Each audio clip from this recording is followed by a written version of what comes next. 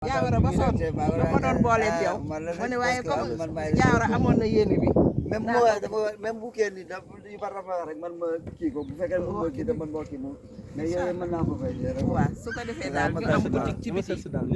fii ku ñëw fii jënd it en gros yeeg yooyu moom mooy technicien bi comme lépp lu jëm si xeet bi am waaw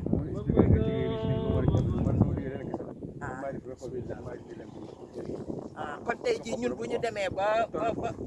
comme par exemple ñaata mois fuñ toll nii ah il faut mu dugg ba pare waaw duggee ba pare bu fekkee ne dugg na ba pare mais à partir de période bi moom chaque fois boo ñëwee ba croisement Ndios moom chaque mois non pas astafurlah chaque 3 mois kii parce que yii mën nañ ko dindi ñaari yoon ci at bi waaw mais boo leen la jël moom dañ koy zone yi bon mën ngeen dindi ñaari yoon ba ñetti yoon mais léegi il faut ñu dugg ba pare ñu dugg ba pare bu ñu duggee ba pare baax nga dama indil ma kële léegi comme bu ñu duggoon nii bon xam nga presque ñu ngi juillet waaw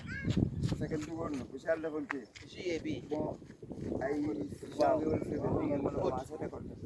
janvier wala février incha allah mais à condition lépp daal mu dugg na rek moom mooy kii rek waaw waaw léegi suñu récolté noonu beneen ñu toogaat benn diir bu ñu toll noonu 3 mois 4 mois ngeen kii ñu récolté waat voilà première fois bi daal mooy jël temps voilà waaw le temps que muy dugg pour mun a produire waaw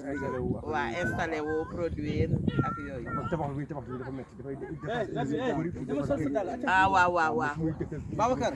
am sa dàll bu ndaw bu yeewu soo ko joxe comme xale bu si kër gi xam ne amagul yenn kii mu si régulé donc bu xëy mën na pare mën na def loolu ñu ne ñu xëy di mais ren moom lépp la koy ren mooy dirigé kii gis nga mbirum borom bi de loolu moom moo ñu defal loolu moo taxit nag tey ci ba mu dëgër rek macha allah wallaahi ah tey jii bu ñu amee sunu butigu lem ci tali bi tey jii nit ñi dañuy ñëw di jënd gros ñuy jaay dañuy jàpp ay yambay kii léegi incha allah te mën naa am sax moom mu indiwaat ay kees yoo xam day am ay ba pare jaamu yàlla yi dinañ ci faju ci daara ji dinañ mun di ku ci bëgg a tamit yittewoo ci mën nañ la kii day doon genre maanaam waaw lii dépôt wu lem caméraman bi moom dafay aw sax te di ñaan yàlla doolu ñu suturaal daal ba nga xamante ne dina war a àdduna war gën wallaay ndeysaan wallaahi parce que lem dafa jafe surtout lem bu baax bi bu baax waaw dafa jafe trop parce que nit ñi xam nga lay won ni doomu aadama yi duñu ay jullikat lañu parce que jullit warul rax lem c'est sincérité dafa war a yàgg ci waroo rax lem loolu la incha allah waaw dafa sotti ba pare waaw yàq waaw waaw boo ko njëlee kay doon na kii waaw waaw lu sotti la ba pare waaw kay parce que lépp loo xam ni garab lépp lu garab di faj lem boobu moom doo koy faj dëgg la waaw